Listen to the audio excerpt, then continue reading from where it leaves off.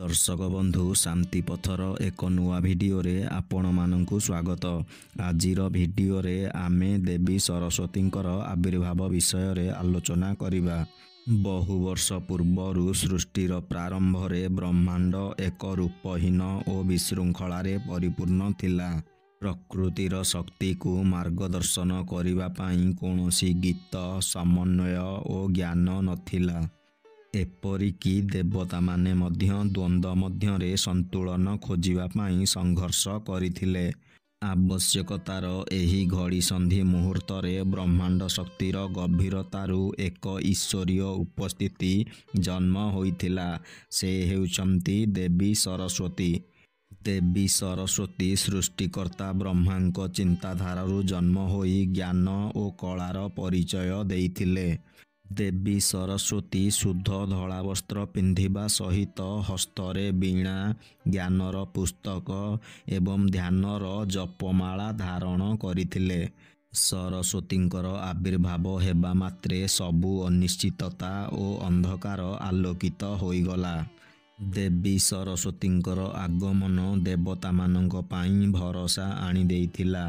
देवता माने सरस्वतींको आगरे नतमस्तक होई निजर मार्गदर्शन करिथिले।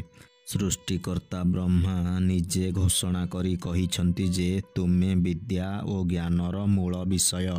तुमर उपस्थिति सहित एही ब्रह्मांड वृद्धि पाइब।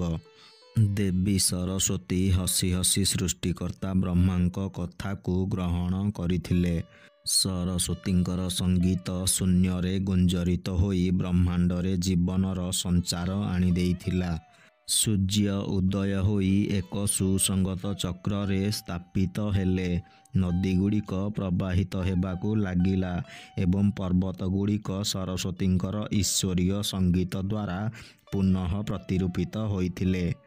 देवी सरस्वतींकर संगीत समग्र सृष्टि को प्रेरणा देला। दुनिया को निदरु जाग्रत करिथिला। तथापि देवी सरस्वती जानिथिले जे तांको काम संपूर्ण नुहे। सेही समय रे मनीष माने जीवित थिले मध्य अज्ञतारे हजी जाइथिले।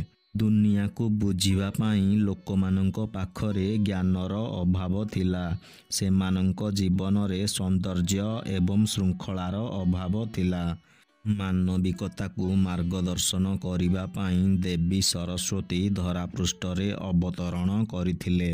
जणे साधारण संगीतज्ञ रूपरे से जंगल और खेतरे बुलिथिले। दिने देवी सरस्वती नदी कूलरे अवस्थित एक ग्रामरे पहुँची। सेही स्थानटी अज्ञान अंधकार रे आच्छादित थिला। खेत गुड़िक बंध्या थिला एवं लोक माने अंधविश्वास एवं भय द्वारा ग्रासित होइथिले। लोक माने विश्वास करुथिले जे ज्ञान विपदजनक एवं परंपरा उपरे प्रश्न करिबा द्वारा देवता माने क्रोधित होइजिबे। परिवर्तन आनिबाकू स्थिर करी देवी सरस्वती गाँर मध्य भागरे थिबा एक विराट गछ तले बसिथिले। देवी सरस्वती धीरे धीरे निजर वीणा द्वारा एक शांत ईश्वरीय संगीत तैयारी करिथिले, जहा गाँर प्रत्येक कोणरे पहुँचीथिला। देवी सरस्वतींकर संगीत शुणी पक्षी माने गीत गाइबाकू लागिले। नदीर जल प्रवाहित हेला एवं वायु हालुका होइगला। संगीत द्वारा आकर्षित होई ग्रामवासी माने सरस्वतींक चारि पाखरे एकाठी होइगले। पिला माने कौतूहलपूर्ण चक्षुरे आकर्षित होई निकटरे थिबा सरस्वतींकू देखिथिले। जणे ग्रामवासी सरस्वतींकर परिचय जानिबाकू इच्छा करी तांकू प्रश्न करिथिला। देवी सरस्वती दयार सह कहिले, मु जणे साधारण यात्री। ग्रामवासी माने सरस्वतींकर उद्देश्य विषय रे अवगत नथिले। किंतु जणे साहसी युवती आग्रह करी सरस्वतींक निकटकू गला एवं कहिला, मोते संगीत शिक्षा दियो। युवतीर कथा शुणी देवी सरस्वती हसिले एवं सेही झील को भाषार मूलदुआ शिखाइबाकू आरंभ कले। ଏହା ଦେଖି ଗ୍ରାମର ଅନ୍ୟ ପିଲାମାନେ ମଧ୍ୟ ଶିକ୍ଷା ପାଇଁ ସରସ୍ୱତୀଙ୍କ ନିକଟକୁ ଆସିଲେ। ଦେବୀ ସରସ୍ୱତୀ ପିଲାମାନଙ୍କୁ କେବଳ ଅକ୍ଷର ନୁହେଁ, ସଙ୍ଗୀତ ଏବଂ କାହାଣୀ ମଧ୍ୟ ଶିଖାଇଥିଲେ। ଦେବୀ ସରସ୍ୱତୀଙ୍କର କଳା ଏବଂ ସଙ୍ଗୀତ ଦ୍ୱାରା ଏକ ନୂତନ ପରିବେଶ ସୃଷ୍ଟି ହୋଇଥିଲା। ଗ୍ରାମବାସୀମାନେ ଜ୍ଞାନର ଶକ୍ତିକୁ ଅନୁଭବ କରି ଦେବୀ ସରସ୍ୱତୀଙ୍କୁ ଜ୍ଞାନର ମାତା ବୋଲି ସମ୍ବୋଧନ କରିଥିଲେ। ଗ୍ରାମବାସୀମାନଙ୍କର ପରିବର୍ତ୍ତନର କଥା ସବୁଆଡ଼େ ପ୍ରଚାର ହୋଇଥିଲା। ପଡ଼ୋଶୀ ରାଜ୍ୟର ଜଣେ ନିଷ୍ଠୁର ତଥା ଈର୍ଷାପରାୟଣ ରାଜା ଗାଁର ପରିବର୍ତ୍ତନ ବିଷୟରେ ଶୁଣିଲେ।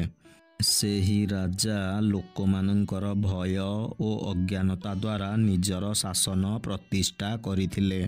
ରାଜା ନିଜର ଲୋକମାନଙ୍କୁ ନିୟନ୍ତ୍ରଣରେ ରଖିବା ପାଇଁ ସରସ୍ୱତୀଙ୍କୁ ସେହି ସ୍ଥାନରୁ ବାହାର କରିବା ପାଇଁ ନିଜର ସୈନ୍ୟମାନଙ୍କୁ ଆଦେଶ ଦେଇଥିଲେ। ରାଜାଙ୍କର ସୈନିକମାନେ ସରସ୍ୱତୀଙ୍କ ନିକଟରେ ପହଞ୍ଚିଲେ ଏବଂ ସରସ୍ୱତୀଙ୍କୁ ସେହି ସ୍ଥାନରୁ ଚାଲିଯିବାକୁ କହିଥିଲେ। ଦେବୀ ସରସ୍ୱତୀ ସୈନିକମାନଙ୍କ କଥା ଶୁଣି ନିର୍ଭୀକ ଭାବରେ ହାତରେ ବୀଣା ଧରି ଠିଆ ହୋଇଗଲେ। ଗ୍ରାମବାସୀମାନେ ଭୟରେ ସୈନିକମାନଙ୍କୁ କ୍ଷମା ପ୍ରାର୍ଥନା କରିଥିଲେ। ସୈନିକମାନେ ସରସ୍ୱତୀଙ୍କ ନିକଟକୁ ଯିବାକୁ ଚେଷ୍ଟା କଲାବେଳେ ସରସ୍ୱତୀ ଏକ ଦୀପ୍ତିମାନ ସ୍ୱରରେ କହିଲେ, ଅଜ୍ଞାନ କେବେ ଜିତିପାରିବ ନାହିଁ। ଜ୍ଞାନ ଏମିତି ଏକ ପ୍ରବାହ ଯେଉଁଠି ଅଟକିଲେ ମଧ୍ୟ ଆଉ ଏକ ମାର୍ଗ ଖୋଜି ଚାଲିଯାଏ। ଏହାପରେ ଦେବୀ ସରସ୍ୱତୀ ଆଖି ବନ୍ଦ କରି ତାଙ୍କର ବୀଣା ବଜାଇଲେ। ଏହି ସଙ୍ଗୀତ କେବଳ ଏକ ଧ୍ୱନି ନୁହେଁ, ଏହା ଏକ ଦିବ୍ୟ ଶକ୍ତି। ରାଜାଙ୍କର ସୈନିକମାନେ ସଙ୍ଗୀତ ଶୁଣି ଆଚମ୍ବିତ ହୋଇଗଲେ। ସେମାନଙ୍କର ହୃଦୟ ପରିବର୍ତ୍ତନ ହେଲା ଓ ସେମାନେ ନିଜର ଅସ୍ତ୍ରକୁ ଭୂମିରେ ପକାଇଦେଲେ। ଦେବୀ ସରସ୍ୱତୀଙ୍କ ଶରୀରରୁ ଏକ ଦୀପ୍ତିମାନ ପ୍ରକାଶ ବିକିରିତ ହେଲା, ଯାହା ସମଗ୍ର ଗ୍ରାମକୁ ଆଲୋକିତ କରିଥିଲା। ଦର୍ଶକ ବନ୍ଧୁ, ଏଠାରେ ଆଜିର ଭିଡ଼ିଓଟି ଶେଷ ହେଉଛି। ଏହିଭଳି ପୌରାଣିକ ସମ୍ବନ୍ଧୀୟ ଭିଡ଼ିଓ ଦେଖିବା ପାଇଁ ଏହି ଚ୍ୟାନେଲକୁ ସବସ୍କ୍ରାଇବ୍ କରି ପାଖରେ ଥିବା ବେଲ୍ ଆଇକନକୁ ପ୍ରେସ୍ କରିଦିଅନ୍ତୁ।